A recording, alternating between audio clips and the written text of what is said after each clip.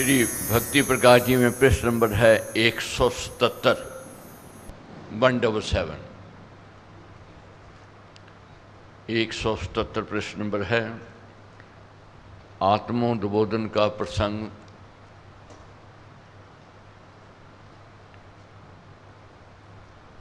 दूसरों को उपदेश देते हैं, सबसे पहले अपने को उपदेश देना है, अपने आप को समझाना है। आज नित्य प्रतिदिन हमारी क्या स्थिति है? अधिकतर हम सब लोग बच्चों वाले हैं, बाल बच्चों वाले हैं। बच्चों को तो रोज़ कहते हैं कि अपना भविष्य संभाल ले, तो पढ़ ले, लिख ले, कुछ बन जा, कुछ बन के दिखा, मगर अपने आप को उपदेश देना भूल जाते हैं। अपने आप को उपदेश देना है, अपने आप को जगाना है। माया ठगनी है, ठग रही है, माया में घिर रहे हैं, ये अज्ञानता का कारण है। नित्य प्रतिदिन अपने जीवन में देखो, हम कह रहे थे बस जी बच्चे बड़े हो गए, अब तो अपनी सुध लेनी है, भजन कीर्तन करना है, परमेश्वर की आराधना करनी है, अब क्या सोच है। मगर जैसे बच्चे बड़े भी हो जाते हैं, फिर बच्चों की विवाह की सोच आ जाती है। ठीक है, विवाह हो जाएगी, शादी हो जाएगी, फिर भजन कीर्तन में मन लगाएंगे, सेवा में मन लगाएंगे। अब विवाह शादी भी हो गई, फिर पुत्र पोत्रियाँ हो गए, उसमें घिर गए, उसमें फंस गए। अब सोचते हैं कि ठीक है, ये थोड़े बड़े हो जाएं, समझ जाएं, तो फिर भक्ति करेंगे, उसकी आराधना करेंगे, उसका चिंतन ध्यान करेंगे। रोज़ अपने आप में जागृति भी पैदा करते हैं और अपने आप में अपने आप को समझा के बैठ जाते, कोई नहीं, आज नहीं कल करेंगे, बस थोड़ा ये काम हो जाने दे। इसी प्रकार व्यापार में हम देखते हैं कि कहते हैं जी बस थोड़ी बस 2 वक्त की रोटी का गुजारा हो जाए, बस फिर तो हमने सेवा ही करनी है। ये अक्सर मैं देखता हूँ, यही बातें आती हैं, बस फिर तो हमने सेवा ही करनी है। अब मालिक 2 वक्त की रोटी का भी साधन बना देता है, अब फिर और लालसा बढ़ जाती है और कामना बढ़ जाती है। अभी इतना नहीं, एक फैक्ट्री नहीं 2 हो जाए, एक गाड़ी नहीं 2 हो जाए, फिर उसकी आराधना, उसका सिमरन, उसका करें, ध्यान करें। मगर मन टालम टोल करता है और मन के लुभाने में हम आ जाते हैं, मन को प्रसन्न करने में आ जाते हैं। आत्मा रोज धतकारती है, आत्मा जगाती है, मगर आत्मा की आवाज़ सुनते नहीं, सुनी अनसुनी कर देते हैं। तो महाराज कहते हैं कि अपनी आत्मा को जगाना है और उसकी आवाज़ को सुनना है। जो आत्मा की आवाज़ सुनता है, आत्मा के कथन पर चलता है, कहने पर चलता है, वही सफल होता है। नहीं माया अपनी और खींच ले जावेगी, क्योंकि उसका स्वभाव है। अब जानना है कैसे समझाते हैं हमारे। 177 पृष्ठ नंबर है, दोहा नंबर है 25। मकड़ी जैसे जाल रच फंस उसी में जाए, ऐसे तू है फंस रहा भ्रांति जाल फैलाए। जैसे मकड़ी जो है जाल बनाती है और खुद उसी में फंस जाती है, गिर जाती है। इसी प्रकार हमारा है ताना बाना बन रहा है, बस सोचते रहते हैं, बस ये हो जाए फिर करेंगे, ये हो जाए ये फिर करेंगे, ये हो जाए ये ऐसा करेंगे, मगर नित्य प्रतिदिन उसी में घिरते जाते हैं, उलझते जाते हैं। ग्रस्त में और मुंह में ऐसे जकड़े के जा रहे हैं जैसे मकड़ी जाल में जकड़ जाती है, नहीं निकल पाती है। जैसे रेशम का कीड़ा जथा रच कर कोश अजान, बंध जाए वह आप ही ऐसे निज को मान। अब रेशम का कीड़ा है, अपनी तरफ से वह मुंह से कीड़ा जो है रेशम निकालता है और खुद उसी में फंस जाता है। अगर वह जान जावे, समझ जावे कि मैंने इसमें ही फंस जाना है, बंधन में आ जाना है, तो नहीं निकालेगा। वह है अज्ञानता, वह नहीं जानता है। हम जानते हुए भी बंधन में आते हैं, जानते हैं जो मेरा नहीं है, मेरे साथ नहीं रहना है, मेरे को कुछ मिलने वाला नहीं है, फिर भी उसी में उलझे हुए हैं। अब महाराज ने रोज पढ़ लेते हैं कि मात पिता बांधव उद्धारा, धन जन साजन सका प्यारा, अंत काल दे सके न सहारा, राम नाम तेरा तारणहारा। नित्य पढ़ते, कितना हमारे अंदर गई बात, कितनी हमारे व्यवहार में गई। कभी ना माता, ना पिता, न पुत्र, न पुत्र, न भाई, न बहन, न कोठी, न बंगले, न हीरे, न जवाहरात, अंत साथ नहीं देने वाले हैं, कौन छोड़ने वाला है? क्या छूटा? नहीं छूट रहा है, पकड़े हुए हैं उसको। जैसे रेशम का कीड़ा रेशम खुद निकालता है और खुद उसी में फंस जाता है, नहीं निकल पाता है। कारण क्या था? ये थी अज्ञानता, ये थी नासमझी। इसी प्रकार महाराज कहते हैं, मृग तृष्णा अति देख कर तृषित हिरण जो धाये, ऐसे तू है भटकता कल्पित कर्म बढ़ाए। मृग तृष्णा क्या है? जैसे सड़कें, काल तोड़ की सड़कें देखी हैं, लुक जहाँ पर होती है, गर्मियों के दिन होते हैं, लुक पिघली हुई होती है, दूर से देखते हैं क्या है, ऐसा लगता है वहाँ पानी है आगे। पानी है नहीं, लुक पिघली हुई है मगर पानी दिखाई देता है। मृग प्यासा होता है, वह पानी की तलाश में जाता है और देखता है दूर से वहाँ पानी है, वहाँ जाता है, भागता भागता भागता जाता है, वहाँ देखता पानी तो है नहीं,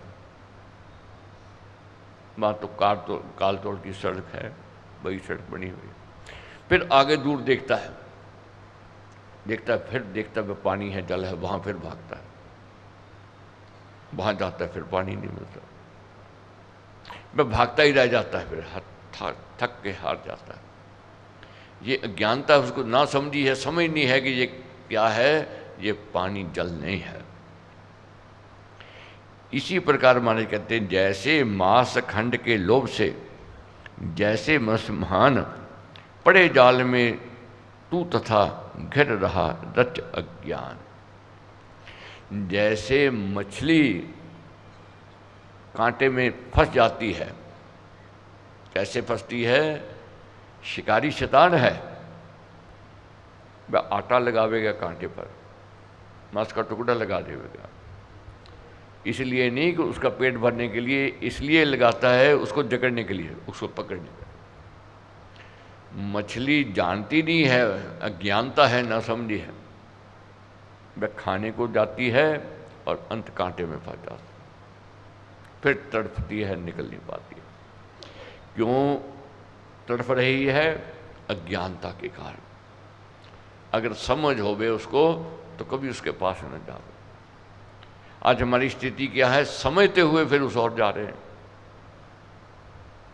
जानते हैं कि मोह माया हमें विचलित करने वाली है, मगर फिर भी उसके पीछे।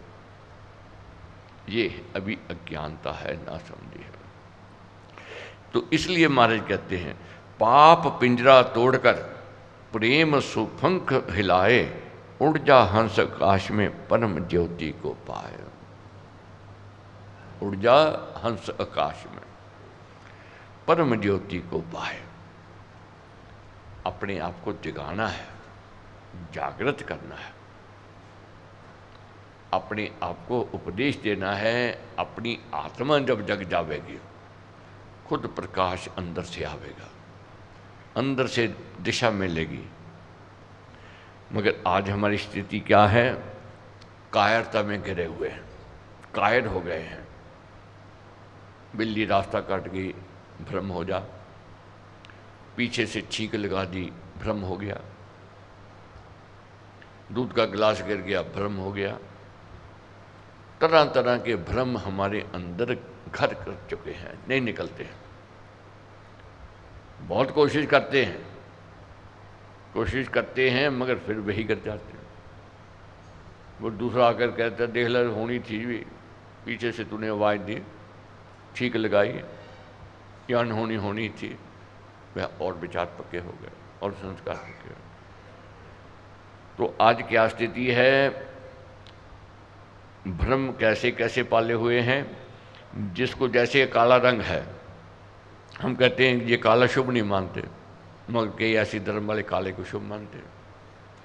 हम सफ़ेद को कहते हैं भी ब्याह शादी है, सफ़ेद कपड़ा नहीं दुल्हन को पहनाना है, मगर कई ऐसे हैं सफ़ेद कपड़ा पहनाते हैं दुल्हन। क्या अनहोनी हो गई? वो भी तो जीवन उनको भी तो मिल रहा है, वे भी सुख से जी रहे हैं। भ्रमी होते जा रहे हैं, कायर होते जा रहे हैं। तो महाराज कहते हैं कायरता क्या है? सिंह सून में वीर तू अपनापन ले चीन, मृग दल को में चरना तज नहीं कभी हो दीन। स्थिति कैसी आ गई है? जैसे एक शेर का बच्चा अपने दल से बिछड़ गया, छोटा बच्चा था, बिछड़ गया, उसको दल कौन सा मिल गया? मृग का दल मिल गया, उसमें रहने लग गया। जैसे मृग आहट से भी डरे, वे भी डरने लग गया, वे भी डरता रहा। अब क्या स्थिति है? जैसा मृग का स्वभाव वैसा उसका शेर के बच्चे का स्वभाव हो गया वैसा। मगर एक दिन ऐसा हुआ, एक शेर ने दहाड़ लगाई और जो दहाड़ सुनी उस शावक ने, बच्चे ने, तो उसी प्रकार उसने उत्तर दिया दहाड़ में। उसको अपना आप जागृत हो गया, मैं मृग नहीं, मैं तो शेर हूं। अपने आप में जागृति आ गई कि मैं मृग नहीं, मैं तो शेर हूं। वही मृगों में जो चलता था फिरता था, अब वही मृग भाग गए, डर के उसकी धाड़ सुन करके भाग गए। इसलिए हमारे कहते हैं अपने अंदर से कायरता को निकालना। जिस दिन ये कायरता निकल जाएगी, जिससे हम डरते हैं वो डरेंगे, जिनसे हम डरते हैं वह हमसे डरेंगे। इसलिए कायरता को निकालना है। कायरता कब निकलेगी? जब आत्म ज्योति जागृत होवेगी। ये कहाँ कैसे होवेगी? ये ज्ञान से होवेगी। उपदेश महापुरुषों के जब पढ़ेंगे तब ये बोध होवेगा कि मैं कौन हूँ, मेरा कौन है। समय से पहले मौत नहीं आने वाली है, मगर इसका मतलब ये नहीं है कि आंखें मूंद के बैठ जाओ, सजगता छोड़ दो। नहीं, स्वास्थ्य भी उसी का ठीक रहता है जो परहेज करता है, जो सजग रहता है। ये नहीं कि जो मर्जी खाते जाए, जो मेरी किस्मत में लिखा होगा स्वास्थ्य लाभ तो मिलेगा ही मिलेगा। नहीं, तेरे को सजग तो रहना पड़ेगा। और कहे कि मैं काम धंधा करूँ नहीं और कमाई जो मेरी किस्मत में लिखी है वह मेरे को मिल जाएगी, नहीं, तेरे को मेहनत करनी पड़ेगी, तेरे को यत्न तो करना पड़ेगा, कोशिश तो करनी पड़ेगी। अब गाड़ी है, मिली है तेरे को, और तू सोचे जी मालिक ने मुसाफरी करवानी होगी, हो जाएगी, बैठ जा गाड़ी में और गाड़ी चलावे ना, तो क्या मंजिल पर पहुंच जाएगा? नहीं हो सकता है। हम मेहनत करें, वह मालिक मेहर करे। हम यत्न प्रयत्न करें और मालिक की कृपा हो गए, तब लाभ है। महाराज क्या कहते? तेरा तू है छुप रहा, माया बादल बीच, शस्त्र दल का कमल तू छुपा बीच है कीच। जैसे बादलों में सूर्य घिर जाता है, उसका तेज मंद पड़ जाता है, इसी प्रकार माया के कारण तेरी आत्मा का तेज मंद पड़ गया है। तू तो हजारों कमल पंखड़ियों वाला कमल है, उठ जागृत हो। तेरे को तो एक महान शक्ति मालिक ने, परमेश्वर ने दी है, देव स्वरूप है इंसान तू, इसलिए तू तो दर्पण विमल है। अपना रूप निहार, माया मल को दूर कर छाया भ्रांति निवार। क्या कहते हैं महाराज? तू तो दर्पण विमल है, तू तो निर्मल है, पवित्र है, तू तो शुद्ध है। अपना रूप निहार, अपने रूप को निहारना है, देखना है। जैसे दर्पण में हम लोग देखते हैं कैसे लगते हैं, हर एक प्राणी देखता है, दर्पण के आगे खड़ा होता है। इसी प्रकार सत्संग में आकर के, जब संतों के पास जाकर के ये देखना है कि मेरा चरित्र कैसा है, मेरा स्वभाव कैसा है। मैं दर्पण में नहीं दिखाई देगा, मैं संगति में दिखाई देगा। मेरा व्यवहार कैसा है और दूसरे का कैसा, और मन में फिर उमंग होती है। जैसे सुंदरता बढ़ाने के लिए रूप निखार करते हैं, इसी प्रकार सत्संग में जाकर के व्यक्ति के अंदर उमंग पैदा होती है कि मैंने वैसा बनना है, कैसा बनना है। माने कहते हैं दीवा लेकर देखिए वस्तु अंधेरे स्थान, दीवे को दीवा लिए ढूंढे निपट अजान। कोई वस्तु गुम हो जाए, उसको ढूंढते हैं, अंधेरा हो दीवा ले जाते हैं। मगर कोई व्यक्ति ऐसा देखा है कि जगता दीवा हो, उसको ढूंढने के लिए दीवा ले जाने की जरूरत पड़े? मैं तो खुद दिखाई देवेगा, दूर से ही प्रकाश देवेगा। इसलिए महाराज कहते हैं तू तो दीवा दिव्य है। अपने आप को कमजोर मत समझो। हम अपने आप को कमजोर समझते हैं, कायरता आ गई है। मेरे अंदर कोई गुण नहीं, मेरे अंदर कोई विशेषता नहीं, मेरी कोई बात नहीं सुनता है, मैं जहाँ जाता हूँ मंगल होता है। ये नेगेटिव थॉट्स हैं, ये निराशा के चिन्ह हैं, इसको निकालना है। जब ये निकलेंगी तो आशा की किरण जागृत होवेगी। जब तक आशा की किरण जागृत नहीं होवेगी तब तक काम में धंधे में मन नहीं लगेगा। जब व्यक्ति मन छोड़ जाता है, काम धंधे में भी रुचि नहीं होती है, गृहस्थ चलाने में भी रुचि नहीं होती है। जब आशा की किरण होती है, गृहस्थ चलाने में भी रुचि, काम धंधे में भी रुचि, सेवा में भी रुचि, परहित परोपकार में भी रुचि होगी। इसलिए आशा को जगाना, अपने आप को कमजोर नहीं करना है। तो इसलिए हमारे कहते तू तो दीवा दिव्य है। तू अपने आप को समझाओ कि तू दीवा दिव्य है, बड़ा है, विशाल है। जगता सदा अभंग, तेरे तेज विकास से दिखे निराले रंग। सूर्य सम है चमकता, तन में आंठों जाम। करता सारे अंग में, कौशल तू है तू काम। ये जो चेतन है हमारे अंदर शरीर में, जो आत्मा जिसको हम कहते हैं, यही हमारे शरीर को चला रहा है। ये तो एक दीवा प्रकाश है, हर समय चमक रहा है, ये बुझा हुआ नहीं है। जिस दिन ये बुझ गया तो फिर ये शरीर ढीला हो जाएगा, पत्थर हो जाएगा। इसलिए इस आत्मा को जगाना है। ये आत्मा जागृत होती है सत्संग में जाकर के, और मैं कौन हूँ और मेरा कौन है, इसका जब बोध हो जाएगा तो सफलता मिल जाएगी। क्या कारण है जानते हुए भी हम अनजान बने हुए हैं। मकड़ी तो अनजान थी, मछली तो अज्ञानता में थी, मृग अज्ञानता में था, मनुष्य के पास तो ज्ञान है, फिर वही स्वभाव। पतंगा क्षमा की ओर भागता है और अंत राख हो जाता है। कारण क्या है? वह है अज्ञानता। ना समझिए आज हमारी स्थिति क्या है, जा रहे हैं अज्ञानता की ओर। रात्रि मैंने बात की थी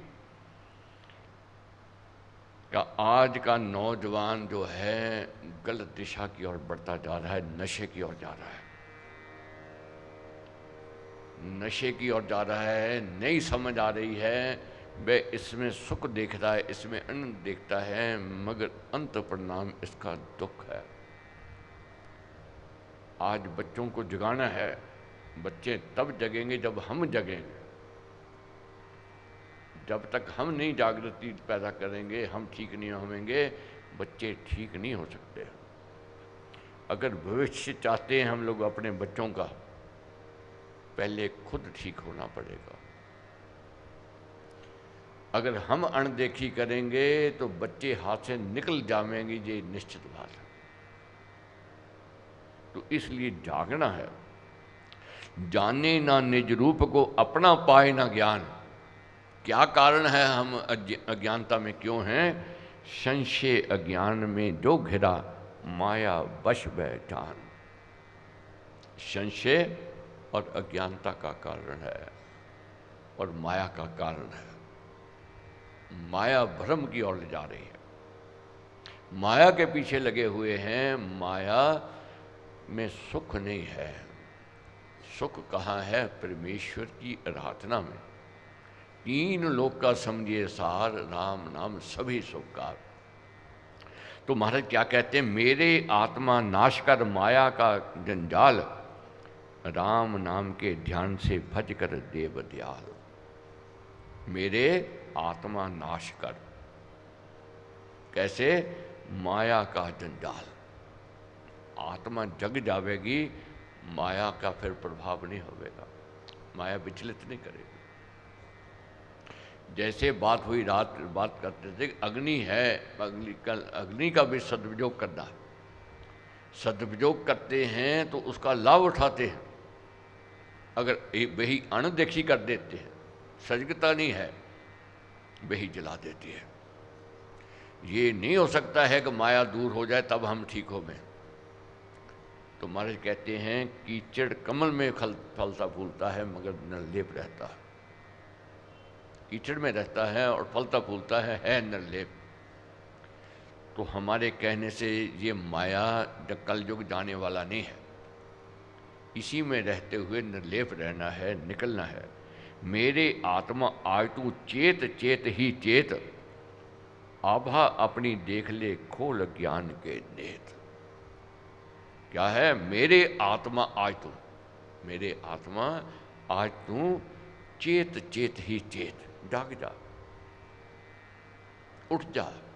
जागृति पैदा करनी है अपने अंदर। ये ज्ञान के नेत्र जब खुलेंगे तब जागृति पैदा होगी। ज्ञान की ओर बढ़ना है।